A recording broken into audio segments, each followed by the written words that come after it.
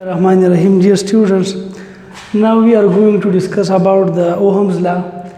So Ohm's law हमारे साथ क्या है, तो अभी हम इसके स्टेटमेंट की तरफ आते हैं.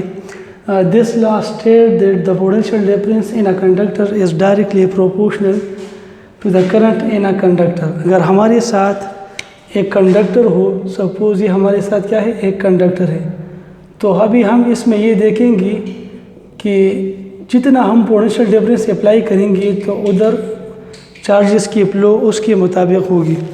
फॉर एग्ज़ाम्पल अगर हम वोल्टेज को पोटेंशियल डिफरेंस को इधर 2 टाइम कर दें तो इसका मीनिंग मतलब ये है कि करंट उतना ही बढ़ेगा 2 टाइम्स. अभी देखते हैं कि इधर हमारे साथ ये जो करंट बढ़ता जाता है वोल्टेज के साथ, तो क्या रिलेशनशिप है उसके साथ. अब देखिए voltage potential difference is directly proportional to the current I, so V is equal to I R. इधर हम ये रेजिस्टेंस R को ये कांस्टेंट रखेंगे. सबसे पहले तो ये जानना चाहिए कि ये इस लॉ को किसने प्रेजेंट किया था. So the George Simon Ohm was presented this law. This law was presented by George Simon Ohm. George Simon Ohm एक साइंटिस्ट था, उसने ये लॉ प्रेजेंट किया था कि अगर हमारे साथ एक कंडक्टर हो और इसी में से अगर वोल्टेज हो, तो वोल्टेज जितना हम करंट को बढ़ाते हैं तो उधर हम जितना हम वोल्टेज को बढ़ाते हैं तो उतना ही टाइम उसके साथ करंट बढ़ेगा, उतनी ही दुगना उतना ही टाइम के मुताबिक. तो अभी इसी के साथ हम ये लिख सकते हैं कि mathematically voltage is directly proportional to the current I, so V is equal to I are.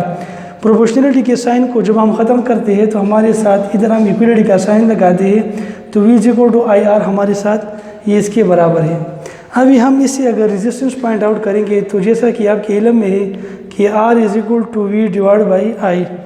It is the ratio of the potential difference to the current I. फिर इसकी इकाई की तरफ अगर हम आ जाए तो हमारे साथ वोल्टेज की इकाई है वोल्ट और करंट की इकाई हमारे साथ एम्पियर है.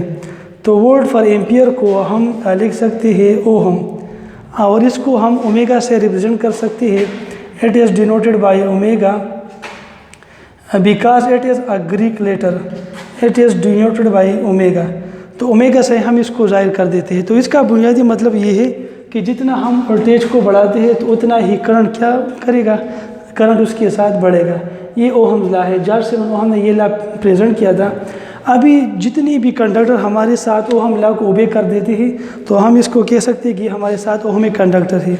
फॉर एग्ज़ाम्पल अगर हमारे साथ ओहमिक कंडक्टर हो, सपोज़ इधर हमारे साथ वोल्टेज वर्सेस क्या हो, करंट हो, तो इधर हमारे साथ ये है V और ये I है. अब दोनों एक्सिस में आप देखिए, एक वर्टिकल है और दूसरा क्या है, हॉरिजॉन्टल है. तो इसी के लिहाज से हम इधर लिख सकते हैं कि टेंजेंट थीटा हमारे साथ बराबर है परपेंडिकुलर डिवाइड बाई बेस. तो इधर ये हमारे साथ परपेंडिकुलर डिवाइड बाई बेस के बराबर है.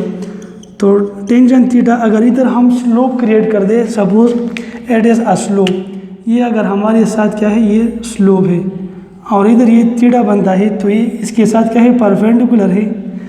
और इसी के साथ टेंजेंट थीटा हमारे साथ बराबर है I divide by V, perpendicular divide by base. अब देखिए ये हमारे साथ वोल्टेज इंडिपेंडेंट है और करंट क्या है, डिपेंडेंट है. करंट का डिपेंड किस चीज़ पे है, वोल्टेज पे है. तो ये इसका क्या था, ये एक स्लोप था. स्लोप का मतलब ये है, स्लोप अगर हम ले लें तो स्लोप का मतलब है कि del Y divide by del X, यानी वाई एक्सिस में जो चेंज आता है विद रिस्पेक्ट टू एक्सिस, हम इसको स्लोप कह सकते हैं. तो इधर ये हमारे साथ वाई एक्सिस है और ये हमारे साथ एक्सिस है. तो वाई एक्सिस को जब हम एक्सिस पे डिवाइड कर देते हैं तो अब ये हमको क्या देता है, ये हमको देता है slope. So it is a slope.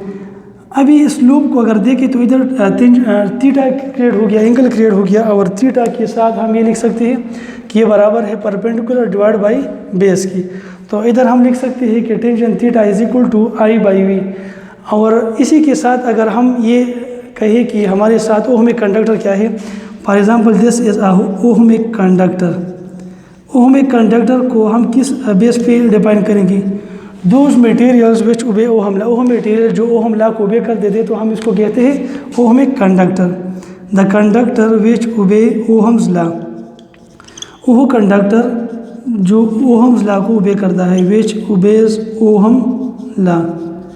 अब देखिए ग्राफिकली अगर आप देखें तो जितना जो भी ग्राफ वो हम लॉ को ओबे करता है तो हम इसको कहते हैं कि this is ohmic conductor, while those material which don't obey the ohm law is called non ohmic conductor. तो ये ओहम लॉ के हवाले से डिस्कशन था, तो मैंने आपको बता दिया। तो इंशाल्लाह इसी के साथ मज़ीद वीडियो अपलोड करते रहेंगे। Thank you for watching the video.